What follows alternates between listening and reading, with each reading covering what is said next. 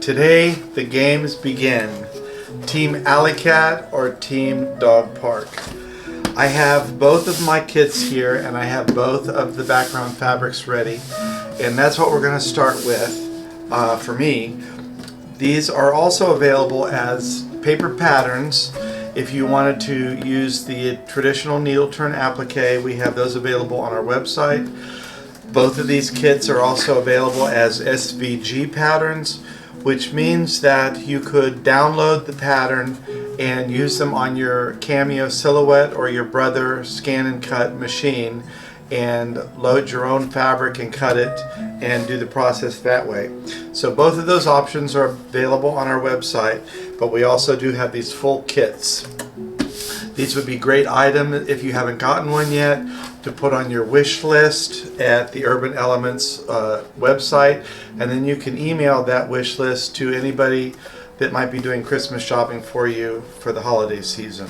So I'm going to show you my fabric that I've chosen for the background for both of my two projects. They're going to both be different, and also I'm going to be using the instructions that came with the kit for cutting my background fabric for both of the kits. Now, one thing I will say, one of my fabrics is directional, and because that fabric is directional, it is going to change the cutting instructions a little bit on the paper pattern, but it won't affect the one that I've chosen for the cats because the fabric is symmetrical looking for the background of that one.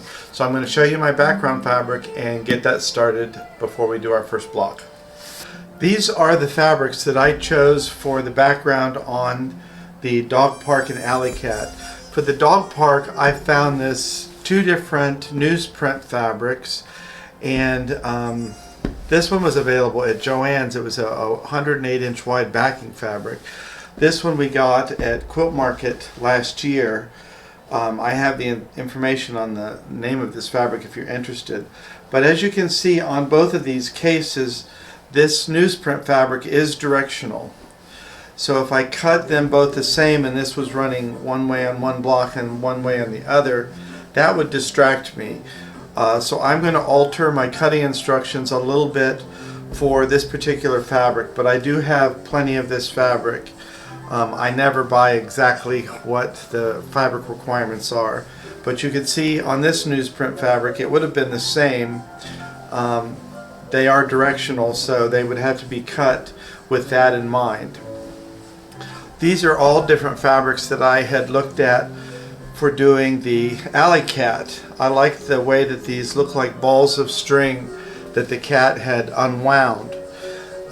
Ultimately, I think I'm going to go with this kind of bluish color, and I don't know, I just liked it was kind of retro, cool, something. I just really liked it, but this particular fabric is not really directional. It really reads the same either way that you put it, so I don't have to worry about how I cut this particular fabric. I'm just going to go ahead and follow the instructions. I bought this in a blue and a black, and I'm going to use the blue for the background, and I think I'm going to use the black one later as the border for this quilt. It will still have the sashing, and that will help separate the blocks, but these are the fabrics that I'm going to use for my two block of the months, the Dog Park and Alley Cat. So I'm going to go ahead and get this one cut up because I'm just going to follow the instructions, very basic. On this one I will make an alteration for the background. And because I know I have plenty, I might even add an extra ½ an inch to the cutting instructions for each of the blocks and trim them down later. That's just a personality type thing. Every once in a while I make a cutting mistake, so I like to have a little extra, but if you are really good about cutting your stuff and doing it correctly the first time, you can just go ahead and cut them exactly as the instructions say. As you can see, I have all of my blocks cut for the Alley Cat. I have 8 of these blocks that are 10.5 inches by 10.5 inches, and then I have 2 blocks that are 21.5 by 10.5 inches. And you can see that there really is no difference in the directionality of these two prints, even though one is going landscape and one is going portrait. So I'm didn't have to do any alterations on the cutting instructions for this particular fabric. When I get to the newsprint fabric, because it is directional, I will change the way that I cut those, but only slightly. So the Alley Cat background is ready for the whole year. All I have to do now each month is just pull out my block and the prepackaged kit, which I have inside the box here for each month. And each month the fabric's already pre-selected, laser cut, pre-fused with Steam-A-Seam 2, so I just peel, place, and press. So we'll be getting started on that very shortly. I have all of the blocks cut for the background for my dog park kit. I've used this newsprint fabric, which does have a directional print to it, and if I had cut the fabric exactly as the instructions called for, the fabric would look very much like this. Some of them would be vertical and some of them would be horizontal. And I could go with that. I could just simply rotate the newsprint fabric in the block of the background of the blocks so that some were up and down, some were sideways, maybe some even upside down or the other side. But I chose not to do that. I think the dog part kit is busy enough as it is, so I just went ahead and cut them so that they were all going in the same direction. And when you see your instructions, it basically has you cut a couple rows with these included. I just cut all my square blocks first with 2 strips, and then with the leftover fabric I went ahead and cut my 2 longer blocks. And I just like the way that looks a little bit better. But alternately, I could have used different backgrounds for each block. I could have collected different newsprint blocks, like the 2 that I have, maybe added a couple more, and used a variety of backgrounds, which would have been fine too. But I've already got these cut out, so I have all of my blocks for the whole kit ready to go. And now I just have to keep these stored with the block of the month, and I'm ready to go each month, and I don't even have to worry about cutting. So the next step is to pull out one of the kits and do our first block. One of the particular downfalls of filming by myself is that sometimes I forget to do something like turn on the sound on the microphone. So I have already I've already positioned all of the pieces for the Alley Cat, and I'll go back to the beginning and restart again with the instructions for the dog park. All of our kits, as I said earlier, are laser cut and pre-fused with Steam-A-Seam 2. So everything you see on the color block in the front of the packaging is inside the quilt packet, already laser cut and already selected. Each packet also includes a full instruction sheet telling you how the process is for using the product. One of the first things I like to do when I get a pattern, because this is folded inside the packet and it has crease lines, I like to actually iron my paper pattern. And this may not seem like it makes a big deal, I just like to do it because it gets rid of that crease line that may cause a distortion in the pattern. And another thing I like to do when I get started is lay out my pattern pieces so that I know where they're going, and also as the process starts I know that I have all of my pieces and they're in the right general position. So I'm going to go ahead and turn on my laser light, or my light box. It's not a laser light. And I'm going to use the cover photo to help me with my placement guide. I know that there is a pattern on my background fabric which will block some of the lines a little bit, but I'll move the camera in so you can see a little bit better just where these pattern pieces go and how easy the process is to do in real time. You can see a little bit better now that all my pattern lines are visible through the background fabric. And so what I'm going to do is just start placing these items where they go in real time. None of these have been peeled yet. The pieces are all laser cut, the fabric's been pre-selected, and there's a paper backing on it that just needs to be peeled off, and then you can go ahead and position these pieces where they need to go. Because we use Steam-A-Seam 2, the Steam-A-Seam 2 is tacky and will stay in position, but it's also repositionable as long as you need it up until the point that you fuse the product. One of the other things that you could do, I don't usually have a problem peeling the paper, but you can always score the paper in the back somewhere towards the middle of the piece, and that gives you something to grab onto when you fold the fabric on that piece. I always try and look at my pattern pieces and see where one piece goes underneath another, and I position those pieces first.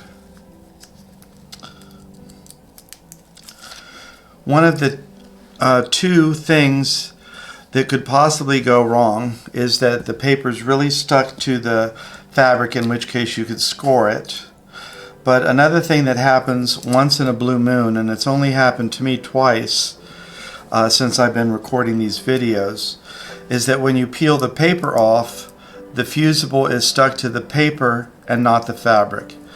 In that case, all I would do is position the fusible back on the back of the fabric and hit it with the iron for about 15 seconds, and then allow that piece to cool while you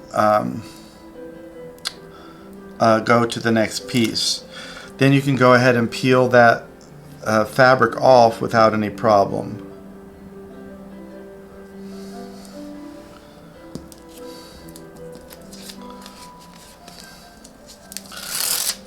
And you can see I'm doing this in real time, so you can see how quickly this process goes. This is how you get things done when you have a list of 17 grandkids or nieces and nephews that you want to do projects for before you leave this planet. I know that I've got a whole slew of family that would all love to have a quilt, but if I were doing this by hand applique, this would take a full month to do this one block, whereas doing it this way I could have it done, well, I'm going to guess that this one particular segment's only going to be a couple minutes long. The two white eyeballs in both cases of the dog park and alley cat are different sizes. That's to give him a kind of googly-eyed effect and increase his expression. The little tiny pupils of the eye are like ultra suede, and those you have to be a little bit more careful in peeling the paper backing off until you get that done. But where you position those pupils really accentuates the expression on your particular block.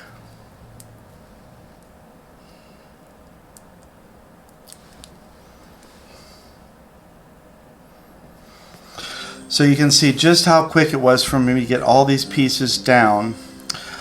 We do use Steam-A-Seam 2 as the fusible web on our product. Steam-A-Seam 2 requires two things. It requires moisture either from the steam of the iron or with a spray bottle. I'm going to use this mister because I'm going to put pressing cloth over top of it and use that to press the block. The other thing is that you do have to fuse for at least 15 or 17 seconds, but you'll determine that based on the heat of your iron. The most common problem with a fusible is that people do not fuse long enough. They think that they will dissipate the fusible. Steam-A-Seam 2 cannot dissipate from your product. It's not going to evaporate or overdo it. Most likely you will underdo it. If you don't fuse long enough, you're going to get gumming on your needle when you're quilting or top stitching. Any gumming on the needle is an indicator that you did not fuse long enough. Another thing that you could do is when you fuse this, fuse it from the front, flip it over, and then fuse it again from the back. Because where you have these complex pieces where there's multiple layers, it takes a while for that heat to get through. So if you hit it from the front and the back, you're ensuring that you're going to get that down. We do not top stitch any of our pieces. We quilt over them when it's a quilt sample. What we have found is you're going to get a soft edge once this is washed, whether you have top stitched or not. If you top stitch, the needle is going to perforate that fabric all the way around and give you a soft edge. If you don't, it's going to give you a soft edge when you wash it. But also our wall hangings, we never really expose them to dirt or anything, and so we've never had to wash one of our wall hangings. We have used our product on aprons and we've washed them dozens of times, and the product is still permanent, but it will give you a little bit of a soft edge. So I'm done with the placement on both of these, the Alley Cat and the Dog Park. So I'm going to go ahead and move my light box out of the way, spritz these with the moisture, and I'm going to go ahead and steam or fuse both of these blocks. I also hope that you will be posting photos of your blocks for those of you who are following along. Okay, we have both of our blocks finished. I have my Dog Park and my Alley Cat. The pieces right now are just temporarily placed in position.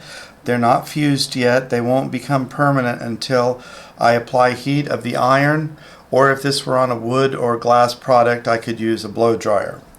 But in this case, I'm going to go ahead, because sometimes I have issues with the iron spattering, which I do not want, so I'm going to use my pressing cloth. I'm applying a liberal coating of mist on there with my mister bottle. I'm going to go ahead and place over top a pressing sheet, and I'm just going to take my time and let the heat work through that pressing cloth into the fabric and fuse these pieces in place. What I'm also going to do, which I may not do actually on camera, because the fusing part is a little bit on the boring side. But I will flip these blocks over and refuse it again from the back, just to make sure that I'm fully activating the fusible web that we've used in the kit. We hope that anybody that is following along, whether you're using an SVG download file and using your own fabric, or if you're purchasing one of our kits, or you're doing needle turn applique, we'd love to see the fabric that you use, and we would love to see the expressions that you give your cats or dogs in each of these blocks. So please post those on the bottom comment section of our video, or you could just post them directly on our Facebook page. If you like our Facebook page, then you will get updates and see what other people are doing with theirs, which is kind of a nice thing for everybody involved. Also, if you're not doing the project with us, but you're just enjoying watching the blocks as they're being assembled, you could go ahead and vote. Use hashtag AlleyCat or hashtag DogPark for your favorite block, which one that you are enjoying the most, which one that you think has the cutest expressions, and we would love to see who the winner is at the end of the year, who gets the most votes. I know it seems like a lot of quilters are cat lovers. I'm not going to cast my vote on video, but I hope that we have some equal love for both the Dog Park and Alley Cat.